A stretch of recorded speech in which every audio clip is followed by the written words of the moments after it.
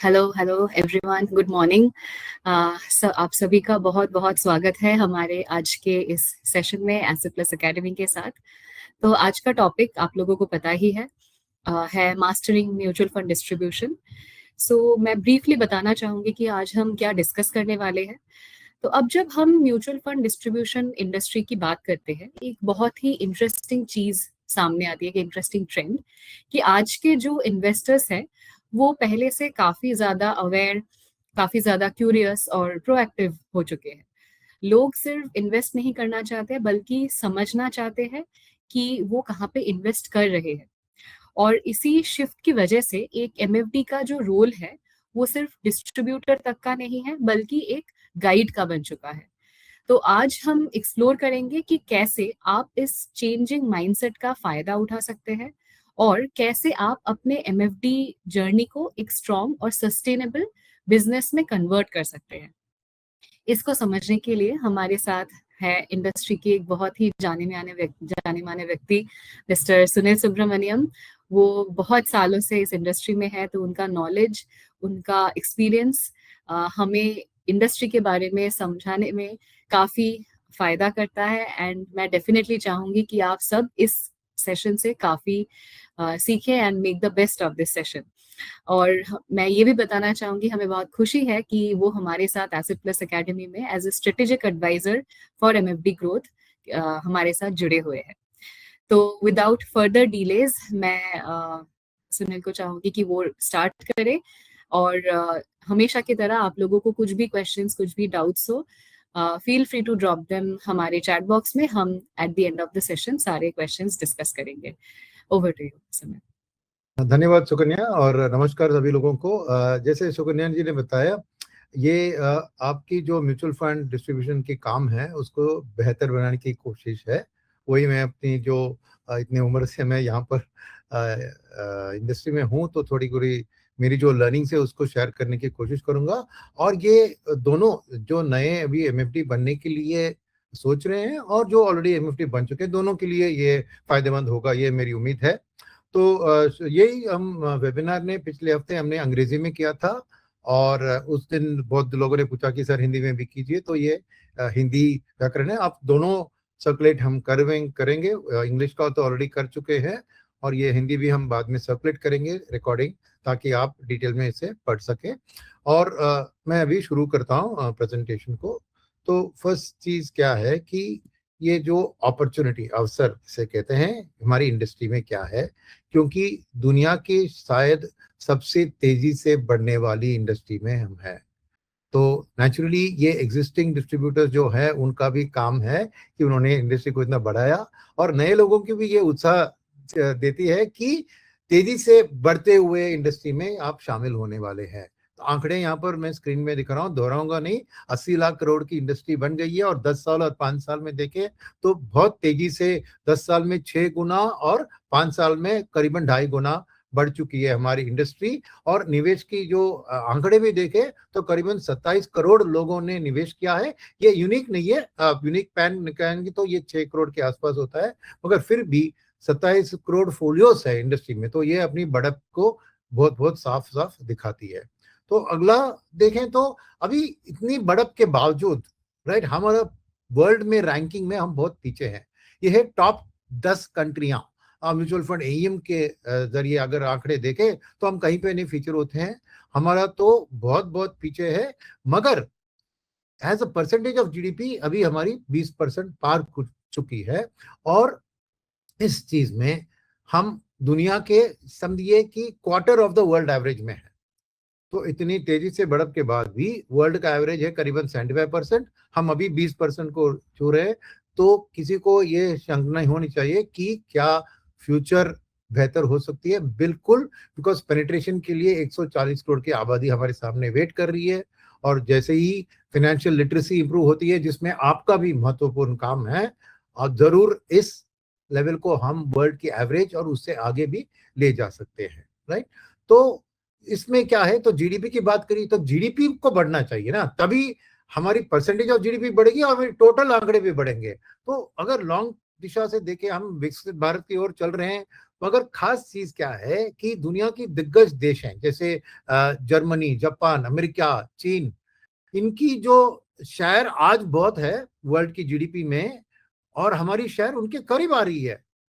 मानते हैं कि अमेरिका हमसे बहुत आगे है और चीन भी आगे है, मगर जिस तेजी से हम बढ़ रहे हैं, तो येलो की जो बार देख रहे हैं आप, वो है इंडिया की तेजी की ग्रोथ। तो देखिए कि हम करीबन 20% वर्ल्ड का जीडीपी का हिस्सा होंगे इन द लॉन्ग टर्म। तो उस चीज में दो तरफा हमारे लिए एक जेट फोर्स की तरह सपोर्ट मिलेगी। एक है पेनिट्रेशन ऑफ द जीडीपी, दूसरी है जीडीपी की ही बढ़त। तो दोनों मिलेंगे तो डबल बैरल की एक बढ़त हम जरूर उम्मीद कर सकते हैं हमारी देश में। और इसमें खास क्या है कि तीसरी भी एक प्लेयर है ना, mutual fund ultimately stock market के ऊपर डिपेंडेंट है। तो ऑलरेडी आप देखिए तो यूएस का एक बहुत अनहोनी शहर है, क्योंकि 30% के करीब उनके जीडीपी का शहर है, मगर 50% के करीब है उनका मार्केट कैप का शहर वर्ल्ड में। तो क्लियरली यूएस जैसी इकोनॉमी अपने जीडीपी से बहुत ज्यादा एक प्रेशर है वर्ल्ड के ऊपर कि उनका शहर इतना बड़ा है। तो इंडिया के लिए मौका ये भी बनता है कि जीडीपी का हिस्सा बढ़ाएंगे, मगर मार्केट कैप का भी हिस्सा अगर बढ़ाएंगे तो वो तीसरा शक्ति है जो हमें आगे ले जा सकती है, राइट। तो इस हिसाब से अगर देखें तो फास्टेस्ट ग्रोइंग मैंने कहा, तो उसके आंकड़े कहां पर दिख रहे हैं। एक तरफ तो हमने जस्ट तेजी से दिखाई अपनी बढ़त, मगर स्टॉक मार्केट की बात कर रहे हैं तो स्टॉक मार्केट के ओनरशिप में देखिए, ये है 2010 से 2025 की कंपैरिजन, 15 साल में, ठीक है। तो एफआईएस जिनकी इतनी जिक्र होती है कि वो बहुत कंट्रोल कर रहे हैं, यस मानते हैं कि उनके जो 16% का शेयर था अभी 17.5 तक FY25 एंड तक हो गया था, राइट। बट करीबन देखते हैं कि वो करीबन फ्लैट है। मगर डोमेस्टिक म्यूचुअल फंड के आंकड़े देखे तो करीबन 4% की शेयर थी मार्केट कैप के अंदर म्यूचुअल फंड का। कितना? 4% 2010 में। आज वो 10% को पार कर चुकी है, यानी 2.5 गुना। तो ये भी एक रेशियो आने वाले दिन में और भी बढ़ेंगी। तो आप समझिए कितने आपको फाउंडेशन है हमारी इंडस्ट्री की तेजी के लिए, जहां पे ऑलरेडी एक ग्रोथ रेट तेजी से दिख रही है कई जगह में, जैसे फोलियोस की ग्रोथ, जैसे एयूएम की ग्रोथ, और हमारी जीडीपी की ग्रोथ उसके साथ हाथ दे रही है। तो इसके साथ अगर मार्केट कैप की भी ग्रोथ हो और हमारा share of the market cap, तो बहुत पावरफुल फोर्सेस है जो हमारी इंडस्ट्री को आगे ले जा रहे हैं। और अगर ऐसे आपने चॉइस लगाया है कि इस इंडस्ट्री में शामिल हो, तो जरूर आपका भविष्य बहुत बहुत बढ़िया होगा। इसके बारे में कोई भी डाउट या आशंका आपके मन में नहीं आना चाहिए, राइट।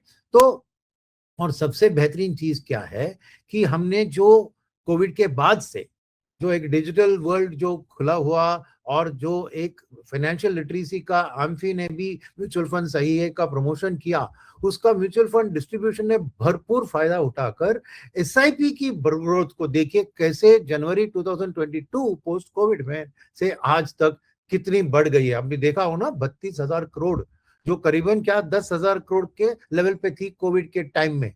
तो 3 गुना एसआईपी की भलाई क्या है, ये चीज है कि ये हर महीने टिक के आ जाती है। तो ये बढ़ते बढ़ते आपको फ्यूचर की ग्रोथ भी बढ़ती जाएगी, राइट। तो ये एक कंपाउंडिंग इफेक्ट है हमारी इंडस्ट्री की ग्रोथ के लिए। इसलिए इनफैक्ट लोग आज पब्लिक को पूछे तो वो म्यूचुअल फंड को अलग समझते हैं, एसआईपी को अलग समझते हैं। इतना एक एसआईपी का हवा बन चुका है, और उसका भी फायदा डिस्ट्रीब्यूशन को और भी, मैं एक दिन की उम्मीद कर रहा हूं जहां पे ये 1 लाख करोड़ पर मंथ के आंकड़े पहुंच जाएंगे, और बहुत दूर नहीं होगा, वो शायद 5 साल में ही हम अचीव कर सकते हैं, राइट। तो इस हिसाब से, राइट, तो इंडस्ट्री की बात करें तो मेरे क्या है कि ये 2025-26 की साल कैसी रही। देखिए करीबन 3.5 लाख करोड़ खाली इक्विटी म्यूचुअल फंड ने हमारे एमएफ इंडस्ट्री ने डिलीवर किया है, और उसके अलावा 1 लाख करोड़ हाइब्रिड में भी, यानी 4.5 लाख करोड़, और एसआईपी के जरिए ही आपने 3.5 लाख करोड़ का आंकड़े जुड़ा हुआ है। तो हम एक बहुत पावरफुल फोर्स है, यानी क्या बता रहा हूं मैं कि ये बाइंग स्ट्रेंथ के कारण जो फंड मैनेजर्स के हाथ में आती है ही हम मार्केट को सपोर्ट कर पा रहे हैं। पता है कि वॉलेटाइल रही है, इस वॉर के युद्ध के पीरियड में बहुत वॉलेटाइल रही है, उसके पहले भी वॉलेटिलिटी थी। मगर ये सोचिएगा अगर ये आंकड़े नहीं होते तो इंडस्ट्री की हालत क्या होती। तो हमें ये भी महसूस करना होगा कि एक तरफ हम इंडस्ट्री और स्टॉक मार्केट की बढ़त एक्सपेक्ट कर रहे हैं, मगर हमारा ही हाथ है उस बढ़त के पीछे, क्योंकि वॉलेटिलिटी को कम कराएंगे और जब माहौल ठीक बनता है तो ये एक डबल फोर्स होगा कि एक तरफ एफआईएस की वापसी के साथ डोमेस्टिक बाइंग स्ट्रेंथ भी मार्केट की लेवल्स को और आगे बढ़ा सकती है। तो ये ताकत हमारा हमें अंडर एस्टिमेट नहीं करना चाहिए, राइट। उस हिसाब से देखें तो ये वही है कि इंडस्ट्री के अंदर इक्विटी तो बहुत करेज की है, बट कहाँ पे पैसा जा रहा है ये भी इंपॉर्टेंट है, क्योंकि लोगों को एक प्रॉपर डाइवर्सिफिकेशन की जरूरत है। और इस ये साल के आंकड़े देखिए 25% जो इक्विटी के फंड फ्लोज थे वो फ्लेक्सी कैप में हमने दिलवाया है। तो ये होगा कि फ्लेक्सी कैप ही core product.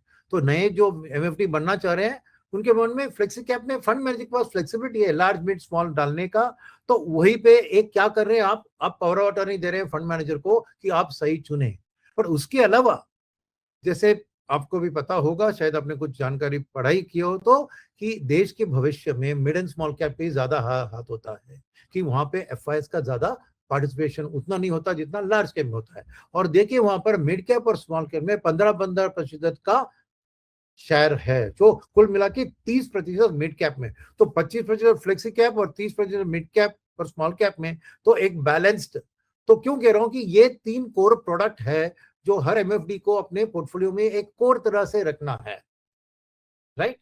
Flexi cap, mid cap, small cap, और उसके पीछे है large and mid cap, right. तो ये कॉम्बिनेशन ऑफ 4 प्रोडक्ट्स ऑलरेडी देखें तो ऑलमोस्ट 30 + 55 70% ऑफ द इंडस्ट्री के फ्लोज इन्हीं कैटेगरीज में है।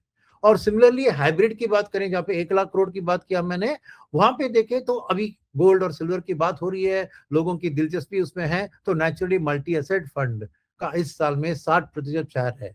तो ये इंडिकेट करता है एक कस्टमर की प्रेफरेंस को, और दूसरी तरफ इंडिकेट करता है कि डिस्ट्रीब्यूटर्स भी कस्टमर की इच्छाओं को सही तरह से इस्तेमाल कर रहे हैं। क्योंकि एक तरफ गोल्ड और सिल्वर ईटीएफ में डायरेक्ट डाल सकते हैं, मगर इस प्रोडक्ट में क्या होता है कि टैक्सेशन इक्विटी का बेनिफिट मिलाकर आपको गोल्ड खरीदने की मिलती है। दूसरी है इसमें भी डाइवर्सिफिकेशन फंड मैनेजर लाता है थ्रू इक्विटी, गोल्ड और silver and debt products, right. तो ये प्रोडक्ट का एक मायना मैं दिखा रहा हूं कि नए डिस्ट्रीब्यूटर के लिए कि कहां आपको बेसिकली कस्टमर्स क्या पूछ रहे हैं और कहां आपको भी फोकस करना है ब्रॉडली। इसमें थोड़ा डिटेल में बाद में आते हैं कुछ स्लाइड्स के बाद, बट अब के लिए क्या है ये भविष्य। अब देखिए ये स्लाइड में अभी 22 लाख करोड़, 22 नहीं सॉरी 82 लाख करोड़ का साइज हो गया है। और पहले हम सोच रहे थे 2 साल 3 साल पहले की 2030 तक ये 100 लाख करोड़ हो जाएगा, यानी 1 ट्रिलियन। मगर मेरे ख्याल में अब ये बहुत जल्दी ही हो जाएगा, उतनी इंतजार करने की जरूरत नहीं है। जिस तेजी से हम बढ़ रहे हैं, जरूर हम अगले 2 या 2.5 साल में उसी लेवल पे पहुंच सकते हैं, यानी 100 लाख करोड़ का मार्क, जो एक बहुत बड़ा माइलस्टोन होगा हमारे इंडस्ट्री के लिए। तो अब एज अ डिस्ट्रीब्यूटर कहाँ है अपॉर्चुनिटी आपका इस माहौल में? तो डिस्ट्रीब्यूटर के आंकड़े देखे तो क्या दिख रहा है आपको कि पेनिट्रेशन का सबसे बेहतरीन मौका है सामने। 2025 की आंकड़े हैं ये, और देखिए आप म्यूचुअल फंड में 5.9 करोड़ यूनिक पैन बेस्ड फोलियोस है, यानी यूनिक इंडिविजुअल्स खाली 6 करोड़ लोग, मेरा 140 करोड़ की आबादी है हमारी जनसंख्या। और बाकी चीजों की पेनिट्रेशन देखे तो मोबाइल का तो कहीं आंख पे चल गया। तो आज जितना हमने ईज ऑफ डूइंग बिजनेस ये सब किया है, तो ये मेरे ख्याल में एटलीस्ट 3 गुना होना चाहिए। ये 2 गुना की बात भी छोड़िए, 3 गुना होगा तो फिर हम कह सकते हैं कि कुछ एक डिसेंट पेनिट्रेशन हुआ है। तो लैंड ऑफ अपॉर्चुनिटी आपके सामने है, बहुत बहुत इनवाइटिंग जो मैं कहूंगा। सेकंड चीज जहां पे यहाँ पर अपॉर्चुनिटी दिखती है कि लोगों की एलोकेशन, ये क्यों इतने खाली 6 करोड़ लोगों ने म्यूचुअल फंड में पैसा डाला? क्योंकि देश के लोगों के लिए सेफ्टी और सिक्योरिटी बहुत अहम चीज होते हैं, ये समझना जरूरी है। ये एडवांस कंट्रीज में उतना नहीं होता। एडवांस कंट्रीज में रिस्क लेने की क्षमता ज्यादा होता है, क्योंकि उनकी प्लानिंग और लाइफस्टाइल्स बहुत आगे बढ़ चुकी है। बेसिक नेसेसिटीज के लिए वो इतना मुश्किलात में नहीं है। तो ये मुश्किलात यहाँ पर क्यों है? क्योंकि एक तरफ एग्रीकल्चर इकोनॉमी में बारिश कभी आती है तो ड्राउट कभी आती है, तो एक अनसर्टेनिटी होती है। दूसरा, हमारी हिस्ट्री में देखें तो बहुत सारे इन्वेशन हुए हैं, तो ऑलवेज हमें प्रिपेयर रहना पड़ता है कि defend the country. So overall एक माहौल है कि हमें सेफ्टी और सिक्योरिटी में दूसरी और एक बात है कि उस सेफ्टी और सिक्योरिटी में मुझे छूने वाली चीज, अंग्रेजी में इसको टैंजिबल एसेट्स कहते हैं, जो मैं छू के देख सकता हूँ, उसी में मुझे कंफर्ट मिलता है। तो नेचुरली अव्वल नंबर पे आता है क्या? Real estate. और दूसरे नंबर पे आता है सोना, राइट? ये हम छू के रख सकते हैं, और एक फीलिंग है कि जैसे ही इन्फ्लेशन बढ़ेगी तो मेरा लैंड का वैल्यू तो बढ़ ही जाएगा। दूसरा, एक घर की सोच हर व्यक्ति के मन में होती है, मेरे को एक घर तो लेना ही है अपने, और मेरे को ब्याज में देकर, रेंट देकर नहीं रहना है। और गोल्ड के बारे में तो पूछिए मत, हमारी कितनी पीढ़ियों से हमारी दादी माँ या नानी माँ गोल्ड पे इतना भरोसा रख रख के, इस साल लास्ट ईयर में उनकी सही हो गई चॉइस करके समय पता लगा, राइट? तो सुपर फंड मैनेजर्स हो रहे हैं, राइट? तो ये क्यों मैं कह रहा हूं कि जो चीज लोगों से पेनिट्रेशन के लिए हमें वो सेफ्टी और सिक्योरिटी की जो एक सोच है, उसको अगर हम ब्रेक करेंगे, यानी कंफर्ट दिलवाएंगे एक रिस्क एसेट में जो नॉन टैंजिबल है, उसी में हमारी सक्सेस और बढ़ेगी। और ऑलरेडी ये हो रहा है। ये पहली बार में देखा तो 2016 की बात है। 2016 में देखे तो 56% रियल एस्टेट में और 13% गोल्ड में था। तो कुल मिला के समझिए 69%। और अब देखे तो वो 2023 में ऑलरेडी वो 69 से 66 में आ चुकी है, 51 + 16 पे। आप कहेंगे नहीं यार 3% कौन सा बड़ी ग्रोथ है? नहीं नहीं भैया, आप रिवर्स में देखिए। अगर 100 माइनस 69 31% था, तो अब वो बन गया है 34%। अब 31 से 34 तो आपको 10% की चेंज हुआ है ना। तो वो बहुत बड़ी बढ़त है, इतनी उसको आसानी से नहीं लेने का है, क्योंकि ये बहुत तगड़े, क्या कहते हैं, मैं असेट क्लासेस है जिनका लोगों के मन में भर चुका है। उसको तोड़ना इतना आसान नहीं है, बट फिर भी हम प्रोग्रेस कर रहे हैं। यही मैं बात बताना चाह रहा हूं कि धीरे धीरे लोग अपना जो टैंजिबल एसेट्स की ओर जो एक दिलचस्पी है, उसको कम कराकर थोड़ा अभी रिस्की एसेट्स की ओर आने लगे हैं। उसे हमें प्रोटेक्ट करना है और आगे भी बढ़ाना है उस सोच को, राइट? तो उस हिसाब से देखें तो अब वो बात हो गई। अब वो जो फिनेंशियल में था, मैं एक बार वो वापस स्लाइड में था, तो बाकी था फिनेंशियल एसेट्स, वो 31 या 34% की बात है। वो कहां पे डाल रहे हैं वो? तो वहां पे भी एक सेफ्टी एंड सिक्योरिटी की बात आ जाती है। कौन सी बात? कैश एसेट्स को कहां डाल रहे हैं? तो आप देख रहे हैं कि 60% से ज्यादा लो रिटर्न प्रोडक्ट्स में, कैश में 6%, स्मॉल सेविंग्स में 7%, राइट? लाइफ इंश्योरेंस में 15%, जहां पे भी safety, provident fund, pension fund, उधर ही ज्यादा जा रहा है। तो क्लियरली इवन जो लोग फाइनेंशियल एसेट्स में निवेश कर रहे हैं, उनकी भी सोच क्लियरली एक क्या कहूं मैं, सेफ्टी और सिक्योरिटी और अश्योर्ड रिटर्न्स की बात होती है, राइट? तो उस हिसाब से देखें तो क्लियरली हमें वो भी टैकल करना पड़ेगा कि एक तो रियल एसेट्स, फिजिकल एसेट्स से फाइनेंशियल एसेट्स की चेंज को हमें प्रमोट करना है। दूसरी बात है कि उस फाइनेंशियल एसेट्स के अंदर भी हमें लोग कैश में रख रहे हैं, लो रिटर्न फिक्स्ड डिपॉजिट में पैसा रख रहे हैं, उसको कैसे हम अपनी इंडस्ट्री को ला सकते हैं, राइट? ये सोच भी एक इंपॉर्टेंट है, जो आपको जब कस्टमर को अप्रोच करते हैं, ये सब चीजें आपके मन में रखना बहुत बहुत जरूरी है। और जैसे ही आपके कस्टमर म्यूचुअल फंड में निवेश करते हैं और आगे बढ़ते हैं और रिच बनते हैं म्यूचुअल फंड के कारण या किसी और के कारण, तो उनकी सोच रिस्क लेते हैं, बट रिस्क में कहाँ होता है ये भी जानकारी जरूरी है। तो अल्ट्रा रिच जो भारतीय हैं वो कहाँ पे पैसा डाल रहे हैं वो देखना भी जरूरी है। और वहां पे देखिए तो अब अल्टरनेट एसेट्स, जो हमारी एमएफ इंडस्ट्री के अलावा एक अल्टरनेट इन्वेस्टमेंट्स की इंडस्ट्री है, वहां पे भी आपको डिस्ट्रीब्यूशन लाइसेंस ले सकते हैं। एसआईएफ जैसी नई प्रोडक्ट आ रही है, वहां पे भी आप लाइसेंस ले सकते हैं। तो ये भी आपके लिए अपॉर्चुनिटी स्पेसेस होती है।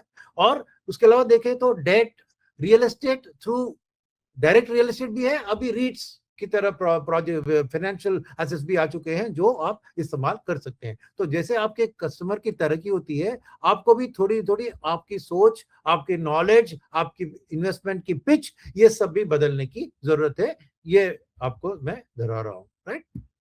तो अब स्टॉक मार्केट की ओर एक मिनट में दिखाऊं। मैंने ओवरऑल इंडिया का पेनिट्रेशन दिखाया, बट ये भी बहुत कॉन्सेंट्रेशन है बिटवीन महाराष्ट्र यानी बॉम्बे मेनली और गुजरात। मोर और लेस पेनिट्रेशन हमारे देश में हाईएस्ट इन्हीं पे जगह पे है, उसको उनको छोड़कर। और यहाँ पे भी क्या है, महाराष्ट्र में देखें तो बॉम्बे में 20% से ज्यादा है, रेस्ट ऑफ महाराष्ट्र में शायद 7-8% होगा, मगर गुजरात का 10% है बस। यहाँ पे भी आपको 90% लोग ने इन्वेस्ट नहीं किया अभी तक, ये हाई पेनिट्रेटेड स्टेट्स में। बट बाकी इंडिया में कहीं पे भी जाओ, ये 2 to 5% ही आज म्यूचुअल फंड का पेनिट्रेशन है।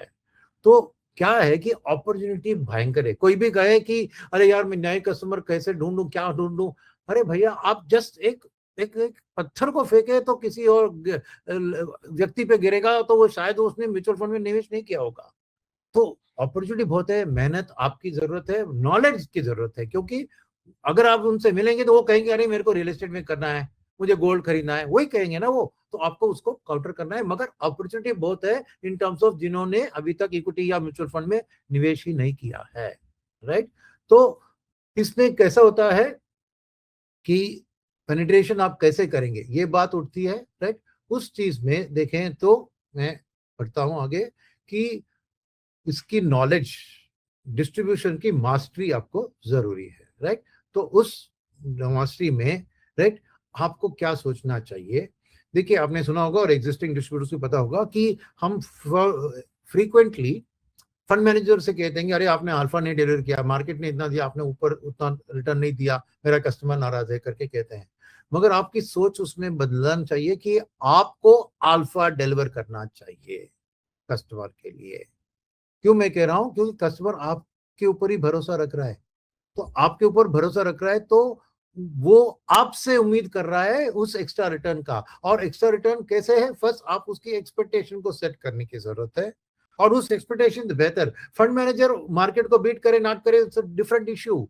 मगर अगर आपने एसेट एलोकेशन सही किया, एक मिक्स ऑफ एसेट्स किया, और उसकी गोल है कि मेरे को इतना रिटर्न चाहिए, आपने एक मिक्स ऑफ एसेट्स से उसको डिलीवर किया कि आप उसके गोल्स को मीट करने के लिए जो आपने diversification, asset allocation, goal planning, ये सब करें, वही है आपका अल्फा। इसके ऊपर आपको फोकस करना बहुत बहुत जरूरी है। तो एसेट एलोकेशन जैसे मैंने अभी किया बहुत बहुत इंपॉर्टेंट है। पर एसेट एलोकेशन करने के लिए पहली चीज क्या है, हमें क्या एसेट्स है हमारी इंडस्ट्री में जो अलोकेट कर सकते हैं, वो जानना जरूरी है। सेकेंड चीज, जैसे ये स्लाइड पे आप देखेंगे, इसमें एक है, एक वाई एक्सिस है और एक एक्स एक्सिस है, आपको दिख रहा है। ये वाई एक्सिस में है रिटर्न ज्यादा, तो जैसे ही उस पे ऊपर चढ़ते चढ़ते जाते हैं, रिटर्न उस एसेट क्लास से उम्मीद ज्यादा है। और ये जो एक्स एक्सिस है उसमें रिस्क ज्यादा है। तो बॉटम लेफ्ट में देखें तो आपको लो रिस्क लो रिटर्न प्रोडक्ट्स मिलेंगे, और जैसे ऊपर जाते तो हाई रिटर्न, मगर उसके साथ रिस्क भी बढ़ेगा, इसलिए वो लाइन टेढ़ा है, राइट। तो आप देख रहे हैं तो क्लियरली हमारी इंडस्ट्री के पास पहली जानकारी जो आपको होनी चाहिए कि हमारी इंडस्ट्री के पास पूरे स्पेक्ट्रम है प्रोडक्ट के, जो लो रिस्क और लो रिटर्न की प्रोडक्ट जैसे बैंक डिपॉजिट या सेविंग्स अकाउंट्स है, और high risk high return products. Focus हमारी क्या होती है, बिग गलती जो हमारी है, जिसके कारण ही पार्टली ये पेनिट्रेशन अभी तक इतना कम है कि हम खाली हाई रिस्क हाई रिवॉर्ड को पेश करते हैं। मेरा कस्टमर की इच्छा है कि मुझे लो रिस्क लो रिवॉर्ड में मैं देने के लिए तैयार हूं, हाई रिस्क के लिए मुझे जस्टिफिकेशन चाहिए क्यों मैं ये रिस्क लूं। तो दो तरफा इसको देखें, एक जो कस्टमर लो रिस्क चाहता है उसको लो रिस्क प्रोडक्ट है, क्या आप उसको पिच करेंगे, वो एक काम है। दूसरी बात क्या है, जैसे ही उसको कंफर्ट मिलेगी उसको धीरे धीरे आप up the risk reward risk return curve को ऊपर ले जा सकते हैं धीरे धीरे। फर्स्ट में भी 2% ऑफ पोर्टफोलियो इन इक्विटी, फिर जैसे ही बढ़ाएंगे, ये लो कंजर्वेटिव वाले इन्वेस्टर्स के लिए। सेकंड बात है कि एक और चीज मैं कहूं कि हाई रिस्क कस्टमर भी ले लीजिए। जैसे हमने बॉम्बे की मार्केट या गुजरात की मार्केट की मैंने पेनिट्रेशन दिखाई, गुजरात में ही 10% है आपको पेनिट्रेशन। माने क्या कि even in high risk state, Gujarat के जो लोग एंटरप्रेन्योर्स होते हैं उनके लिए रिस्क लेना कोई बड़ी बात नहीं है बिजनेस में या इक्विटी मार्केट में। मगर वो भी क्या है कि पेनिट्रेशन की बात करें, वॉलेट शेयर की बात करें, तो हर व्यक्ति कुछ ना कुछ अपना पैसा लो रिस्क में भी रखता है, even though he is taking equity risk. तो अगर आप एक अग्रेसिव कस्टमर से भी बात कर रहे हैं, ये मत सोचिए कि उसको लो रिस्क लो रिटर्न की जरूरत नहीं है, और वो सेविंग्स बैंक में कुछ रख रहा है अपने मुश्किल टाइम के लिए, जो 50 में भी थोड़ा रख रहा है, थोड़ा तो अश्योर्ड रिटर्न आ जाए। तो मेरा मानना है कि हर कस्टमर के लिए आपको full portfolio of products different mix के अंदर, अग्रेसिव कस्टमर हो तो आप 60-70% हाई रिस्क में डालिए, बाकी को इसमें down the risk moderate hybrid और लिक्विड में भी डालिए। सिमिलरली लो रिस्क को रिवर्स कीजिए, मगर मेरे ख्याल में आप एक सक्सेसफुल एमएफडी तब बनोगे जब आपका हर एक कस्टमर को हर एक क्षेत्र में, अगर इसको 3 भाग में डिवाइड करें, low risk low return, moderate risk moderate return, high risk high return, तीनों बकेट में आपको आपका कस्टमर का अलोकेशन रहना चाहिए। और इसमें दिक्कत क्या है मैं बताऊं आपको। दिक्कत है कि लो रिस्क लो रिटर्न में, क्योंकि रिटर्न बहुत इंपॉर्टेंट होता है, कमीशन स्ट्रक्चर्स कम होती है, एसेट मैनेजमेंट फीस भी कम होती है, बिकॉज कोशिश होती है कि कस्टमर को कितना रिटर्न दिलवाए वो दिलवाने की कोशिश करें। तो नेचुरली आप वही level of income across the 3 buckets anticipate नहीं कर सकते। मगर अगर एक कस्टमर की वॉलेट शेयर और कस्टमर के ऊपर होल्ड रखना है आपको, आपको कंफर्टेबली आपको तीनों क्षेत्र में आपको उसको पैसे देना है, हर चीज पे फुल प्रॉफिट मत देखिए। ये एक इंपॉर्टेंट कम्युनिकेशन, शायद बाद में भी ये बात आएगी, मगर ये याद रखिए कि हमें कस्टमर को होल्ड में रखना, कस्टमर का वॉलेट शेयर इंप्रूव करना बहुत जरूरी है। तो उसमें कोई लो रिटर्न प्रोडक्ट आ जाए, इतना तक मैं कहूंगा कि अगर कस्टमर की जरूरत है कि बैंक डिपॉजिट में डाले जहां पे आपको 0 कमीशन मिलेगी, फिर भी एक एडवाइजर के तौर पर आपको सही बैंक को चुन के सही टेनर को चुनने का एडवाइस देना ही होगा, तभी कस्टमर का भरोसा आपके ऊपर बढ़ेगा। Right, 0 commission to you, but trust में आपको 100% शेयर मिलेगा कस्टमर की माइंड में। राइट, ये याद रखिए। अब सबसे महत्वपूर्ण आवश्यक कार्रवाई क्या है? ग्राहक को जोखिम क्षमता का आकलन करना और उचित समाधान पेश करना, यही मैंने अभी बात किया। राइट, तो डिटेल में क्या मैंने बात, राइट, तो क्या है, बहुत बड़ी संभावना आगे है, क्या है, कुल ग्राहक संख्या की विस्तार से। राइट, तो क्या होते हैं, डिफरेंट तरह की कस्टमर्स होते हैं। उसके लिए सेविंग्स बैंक के लिए हमारे इंडस्ट्री में प्रोडक्ट्स है, लिक्विड फंड है, आर्बिट्राज फंड है, राइट, लो ड्यूरेशन फंड है।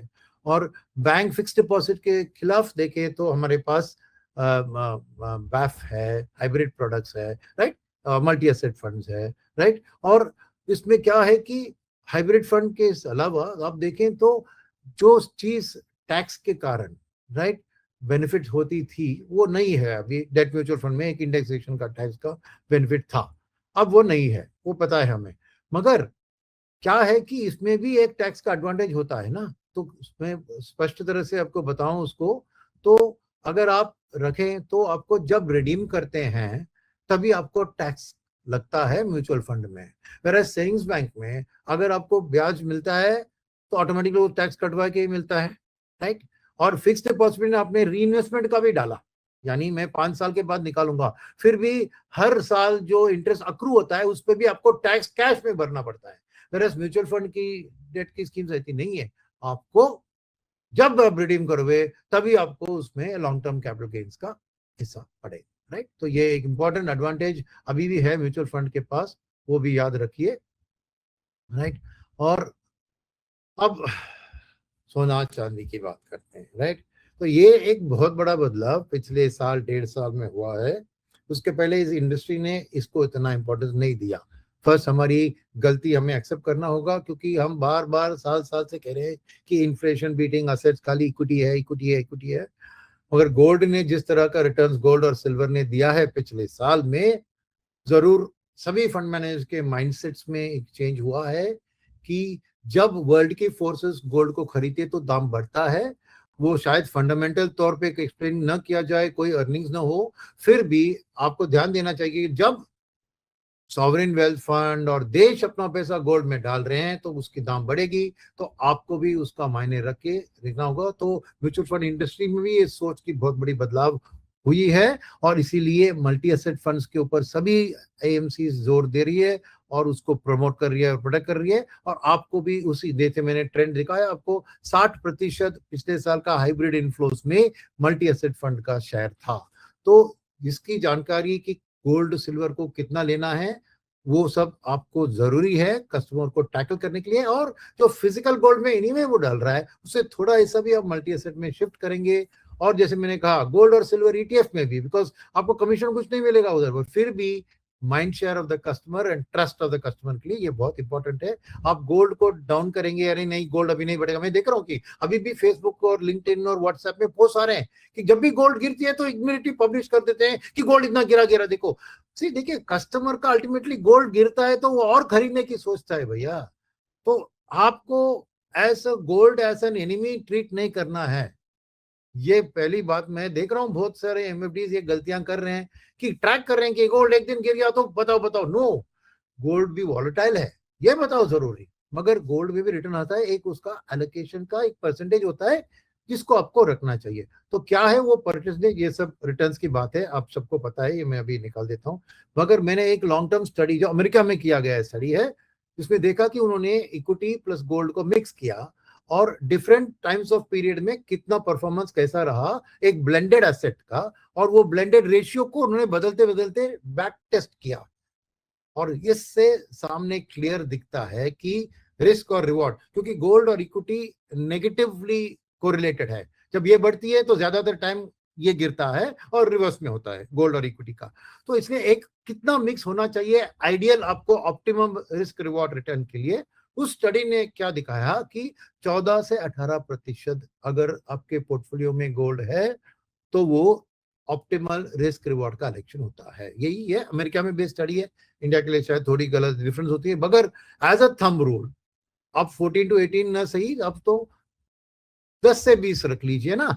तो उस हिसाब से राइट आप कस्टमर के एलोकेशन में आपको रखना जरूरी है। और जितना आप मल्टी एसेट में डालेंगे उसको इक्विटी का टैक्सेशन भी मिलेगा गोल्ड की खरीदारी में, और एक फंड मैनेजर की एक्सपर्टीज भी मिलेगी in terms of overall equity debt gold की मैनेजमेंट के लिए, राइट। तो ये गोल्ड और सिल्वर को इग्नोर मत कीजिए, ये मेरी एक एडवाइस है आपको, राइट। सिल्वर की भी बात सिमिलर है गोल्ड की तरह, उसके अलावा अलग एक क्लास लेंगे शायद गोल्ड और सिल्वर में डिटेल डिस्कशन में। आर के लिए आई जस्ट वांटेड टू पेश करना है कि इग्नोर मत कीजिए, because ignore at your own peril. अगर आप बार बार गोल्ड और सिल्वर को थप्पड़ मार के बोलेंगे कि अभी गिर गया देखो गिर गया देखो, जैसे एक महीने में 11% सिल्वर गिरा है, तो आप कस्टमर का कॉन्फिडेंस को लूज करेंगे। बिकॉज कस्टमर को अल्टीमेटली अनशेकेबल कॉन्फिडेंस है प्रेशियस मेटल्स के ऊपर, और वो पीढ़ियों से आ रहा है उसको, उसे आजकल की बात नहीं है। तो जितना आप उसको हाथ मोड़ लेते हैं, उसको दोस्ती बना लेते हैं उस एसेट क्लास से और फिर आगे ले जाते हैं, इसी में आपकी भी और आपके कस्टमर की भी भलाई है, राइट। तो यही बात है, मैं गोल्ड सिल्वर की बात खत्म करता हूं अभी।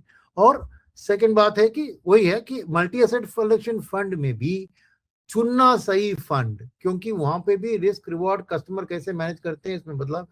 तो ये मत सोचिए कि मैंने अच्छा ठीक है मल्टी एसेट ने डाल दिया तो बस बात खत्म, नहीं। कौन से multi asset fund, at least 3 funds आपको होनी चाहिए मल्टी एसेट में। तो डिफरेंट टाइप्स है, जिसका शायद सिल्वर ज्यादा है गोल्ड के कंपैरिजन में, वो एक हो सकता है। जिसका है लार्ज कैप के सपोर्ट में उन्होंने मिड और स्मॉल कैप भी उसकी परसेंटेज बढ़ा दी है। तो फंड मैनेजर किस तरह से सोच रहे हैं और क्या कर रहे हैं और आपकी कस्टमर की रिस्क प्रोफाइल से मैच होता है, इस चीज के बेसिस पर आपको मल्टी एसेट एलोकेशन फंड को भी चुनना है। तो it's not a simply passive. तो फर्स्ट थिंग इज ये म्यूचुअल फंड डिस्ट्रीब्यूशन एक एक्टिव काम है, ये पैसिव काम नहीं है जहाँ पे कुछ अपने फंड मैनेजर के हाथ में दे दिया हो गया बात, नहीं। अल्टीमेटली जैसे मैं वापस कह रहा हूँ, अल्फा आपको डिलीवर करना है कस्टमर को, और वो अल्फा है अगेंस्ट कस्टमर का expectation, not against stock market और सेंसेक्स और निफ्टी। कस्टमर क्या एक्सपेक्ट कर रहा है, उससे अगर बेहतरीन आपने रिटर्न दिलवाया, बस काम खत्म, आपने अल्फा डिलीवर कर दिया है, राइट। तो आगे चलते हैं फिर। तो एमएफडी अल्फा से एक पैसिव निवेशक की बात करते हैं। पैसिव निवेशक माने जो पैसिव में डालता वो नहीं, पैसिव निवेशक है जो कहता है कि अरे यार मेरे दादाजी ने खरीदा था आईटीसी स्टॉक 20 साल तक रख लिया, मेरे मामा जी ने खरीदा इन्फोसिस, उससे उसकी बेटी की शादी कर दी, मेरे और दूसरे चाचा ने रिलायंस का स्टॉक को खरीद लिया और ये कर दिया, तो मैं भी एक स्टॉक चुन के उस पर बैठूंगा। वो है पैसिव इन्वेस्टर। बट क्या कहना चाहूँ मैं, सेंसेक्स की बात उठाई, मैंने 1986 का लिया है कि कौन से कंपनी थे 30 कंपनी सेंसेक्स में, और अब 2025 में कौन से कंपनी से, और बीच में जो काला है वही है ओवरलैप। ओवरलैप माने यही कंपनियां हैं जो तब थी सेंसेक्स में और आज भी है, बाकी की कंपनियां नहीं है, नई कंपनियां आ चुकी है। तो सिंपली एक स्टॉक को खरीद के बैठना, एक पैसिव इन्वेस्टर, उनसे कहना है आपको कि बात ऐसी नहीं है, एक आध चुन लिया आपने सही है, मगर ये सोचना कि मैंने 30 सेंसेक्स स्टॉक्स को खरीद लिया और चुप बैठ लिया तो वो आगे आ जाएगी, नहीं, गलत है। तो फर्स्ट थिंग आपको ऐसी स्लाइड्स को दिखाना है उसको और बताना है कि स्टॉक की सिचुएशन बदलती रहती है और इसीलिए फंड मैनेजर का ऑन द टॉप रहना और बदलते रहना जैसे जमाना बदलता है। और अभी रिसेंटली आपने देखा होगा ना, बहुत सारे टॉप ब्लू चिप स्टॉक्स ने पिछले 3-5 साल में 0 रिटर्न्स दिलवाया है।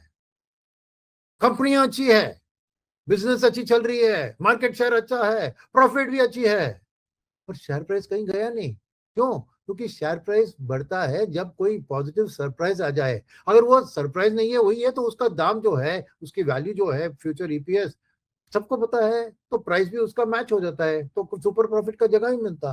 तो यही मैं कह रहा हूं कि सिंपली पैसिवली स्टॉक को खरीद के बैठना is not the best solution. ये आपको अपने कस्टमर को बताना है ऐसी स्लाइड्स को दिखाकर, राइट। सेकंड क्या है, वही नो अभी जो कह रहा था कि कोई स्टॉक्स ने कुछ ज्यादा रिटर्न ही नहीं दिया, कंपनी अच्छी है, राइट। मैं स्किप करता हूं अभी। नेक्स्ट क्या है, एक्टिव निवेशक, यानी ये कह रहा है कि मैंने खाली नहीं, मैं अपना पोर्टफोलियो को बदलूंगा, ये करूंगा, राइट। तो वो एक्टिव निवेशक क्या करता है, नहीं नहीं मैं क्यों फंड मैनेजर की फीस चार्ज कर रहा है, क्यों करूं, मैं तो पैसिव फंड में डालूंगा, क्योंकि उधर मार्केट तो मिलता है, मैं अपना एसेट एलोकेशन कर लूंगा पैसिव के अंदर ही। मैं कोई निफ्टी खरीदूंगा, कोई एक वेटेड इक्वल वेट निफ्टी खरीदूंगा, मैं निफ्टी 100 का ईटीएफ खरीद लूंगा, मैं मिड कैप का ईटीएफ कर लूंगा। पैसिव फंड की बात होती है।